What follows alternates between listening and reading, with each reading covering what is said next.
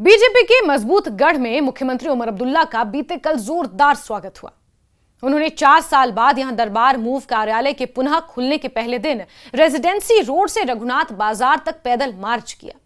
जम्मू हमेशा से बीजेपी का गढ़ कहा जाता है और अगर 2024 के विधानसभा इंतखाबात देखे जाएं तो जम्मू खित्ते से ही 29 विधायक बीजेपी के चुन के आए हैं। मौजूदा समय में 28 हैं क्योंकि देवेंद्र सिंह राणा का लंबी बीमारी के बाद निधन हो गया है और नगरोटा में उपचुनाव होने हैं। इसलिए कहा जा रहा है कि मुख्यमंत्री उमर अब्दुल्ला का बीजेपी के गढ़ में बीते कल जोरदार स्वागत हुआ।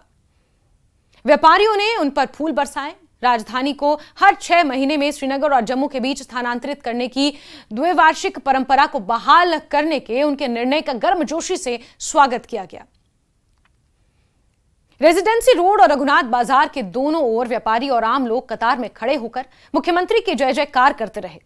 उनके साथ उनके कैबिनेट सहयोगी और chamber of commerce and industries के अध्यक्ष अरुण गुप्ता भी मौजूद थे। बाद में मीडिया से बातचीत में मुख्यमंत्री ने आरक्षण के मुद्दे पर महत्वपूर्ण बयान भी दिया कि उनकी सरकार आरक्षण के स्तर को सुप्रीम कोर्ट के आदेश के अनुसार लाने की योजना बना रही है, जो कहता है कि कोटा 50% से अधिक नहीं होना चाहिए। उन्होंने कहा कि नेशनल कॉन्फ्रेंस जम्मू कश्मीर के राज्य का दर्जा बहाल करने के संबंध में सुप्रीम कोर्ट में चल रहे एक मामले में पार्टी बनने पर विचार भी कर रही है। उमर अब्दुल्ला ने अपने आधिकारिक आवास से निकलते समय गाड़ियों से जाना मुनासिब नहीं समझा, क्योंकि उन्होंने व्यापारियों की भारी प्रतिक्रिया को देखकर सड़क पर पैदल चलने का फैसला लिया। व्यापारियों ने उनके ऐतिहासिक निर्णय का स्वागत किया क्योंकि वो मानते हैं कि दरबार मूव बहाली से उन्हें आर्थिक लाभ होगा।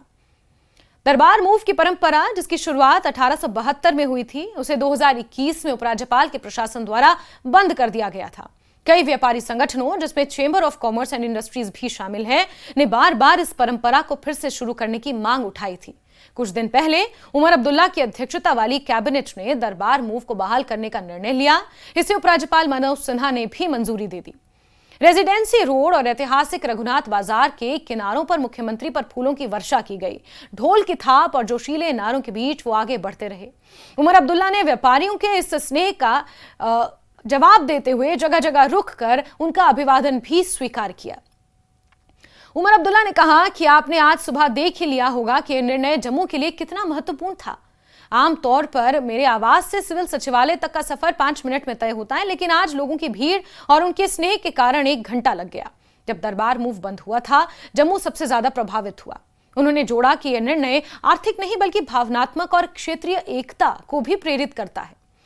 सब कुछ पैसे में नहीं तोला जाना चाहिए। दरबार मूव को पैसे बचाने के लिए बंद कर दिया गया था, लेकिन कुछ चीजें पैसे से अधिक महत्वपूर्ण होती हैं क्योंकि वो भावनाओं और जम्मू कश्मीर के दोनों क्षेत्रों के एकीकरण से जुड़ी हुई हैं। उन्होंने कहा कि यह परंपरा दोनों क्षेत्रों को जोड़ने का सबसे बड़ा माध्यम है। मुख्यमंत्री को सुबह 10 बजे जम्मू कश्मीर पुलिस की टुकड़ी ने सिविल सचिवालय पहुंचने पर गार्ड ऑफ ऑनर भी दिया।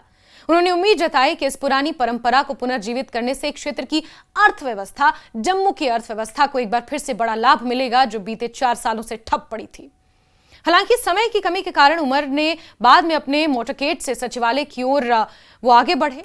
सचिवालय के बाहर उनका इंतजार कर रहे लोगों ने उनके काफिले पर फिर से फूलों की वर्षा की। वहीं कुछ पत्रकारों से बातचीत में उमर अब्दुल्ला ने घोषणा की कि उनकी सरकार सुप्रीम कोर्ट के आदेश के अनुसार आरक्षण स्तर लाने का प्रस्ताव रखेगी, जो कहता है कि आरक्षण 50% से अधिक नहीं होना चाहिए। उन्होंने कहा कि कैबिनेट उप समिति की रिपोर्ट कैबिनेट के समक्ष रखी जाएगी और स्वीकृति के बाद उपराज्यपाल को भेजी जाएगी। जम्मू कश्मीर में केंद्र सरकार द्वारा पिछले वर्ष पहाड़ी और अन्य जनजातियों के लिए 10% अलग आरक्षण और ओबीसी कोटा को 8% करने के बाद कुल आरक्षण को 70% तक बढ़ाने के निर्णय पर बढ़ती आपत्तियों के बीच ये बयान सामने आया है। उमर अब्दुल्ला ने कहा कि विपक्ष ने आरक्षण के मुद्दे पर बात करना तब शुरू किया जब नेशनल कॉन्फ्रेंस ने इसे अपने घोषणा पत्र में शामिल किया। अदरवाइज इस पर कौन बोल रहा था?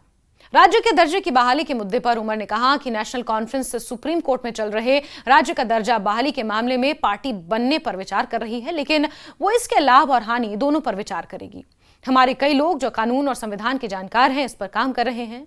उनका सुझाव हमारे अगले कदम का निर्धारण करेगा। यहां पर बात स्टेटहुड को लेकर मुख्यमंत्री उमर अब्दुल्ला ने की। वहीं एक प्रश्न पर कि पीडीपी अध्यक्ष और पूर्व मुख्यमंत्री महबूबा मुफ्ती ने बाहर की जेलों में बंद कश्मीरी कैदियों की वापसी के लिए हाईकोर्ट में याचिका दायर की है, उमर ने कहा कि क्योंकि उन्होंने ये कदम उठाया है, अब सभी को अदालत के फैसले का इंतजार करना होगा।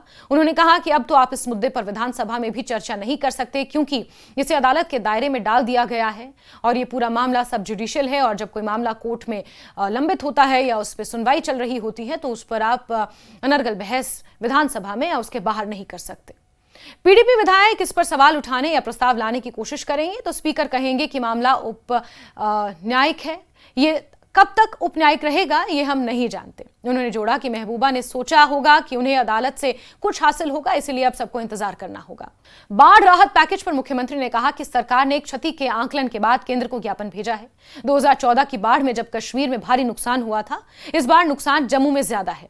ज्ञापन भेज दिया गया है और हमें उम्मीद है कि जल्द ही जम्मू कश्मीर के लिए बाढ़ पैकेज मंजूर होगा, उन्होंने कहा। उन्होंने यह भी कहा कि पार्टी 11 नवंबर को निर्धारित उपचुनावों में बडगाम और नगरोटा दोनों विधानसभा सीटें जीतने के लिए संघर्ष कर रही है। बडगाम हमारी सीट थी और नगरोटा वो थी जो पिछली बार हम हारे थे।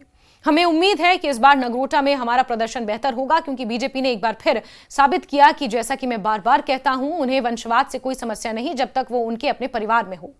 लेकिन जब वो बात बीजेपी के विरोधी परिवारों पर आती है तो वो इस मुद्दे पर बयान देते हैं और इसे मुद्दा बनाते हैं, इसे परिवारवाद की राजनीति करार देते हैं। अब जीत की हम पूरी कोशिश लगाए बैठे हैं। एक हमारी अपनी सीट थी, एक सीट में हम साल पर पहले हारे, लेकिन उम्मीद करते हैं कि इस बार नगरोटा में भी हमारी परफॉर्मेंस ठीक रहेगी, क्योंकि बीजेपी ने एक चीज तो साबित कर दिया जो मैं बार बार कहता हूं, बीजेपी को खानदानी राज से कोई इख्तलाफात नहीं है। उनको खानदानी राज बिल्कुल पसंद है, लेकिन सिर्फ अपने खानदान। जो खानदान बीजेपी के खिलाफ हैं उनको खानदानी राज सिर्फ उनमें नजर आती है, और ये शुक्र है नगरोटा में दोबारा साबित हुआ।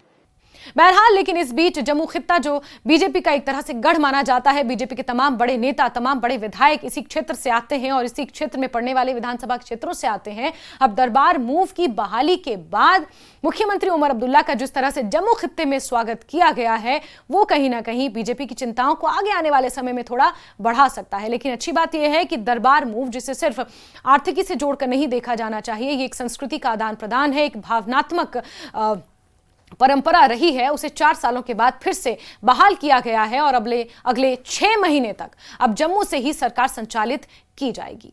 जम्मू को बहुत बड़ा धक्का पड़ा जब दरबार मूव जो है उसको कर्टेल किया गया, और ये हमारी जिम्मेदारी थी। हमने लोगों से कहा भी था कि हम दरबार मूव रिस्टोर करेंगे। आज दरबार मूव रिस्टोर हुआ है। उम्मीद करता हूं कि जम्मू कश्मीर की इकॉनमी को, जम्मू को तो होगा ही होगा, जम्मू कश्मीर की इकॉनमी को इसका एक बूस्ट मिलेगा।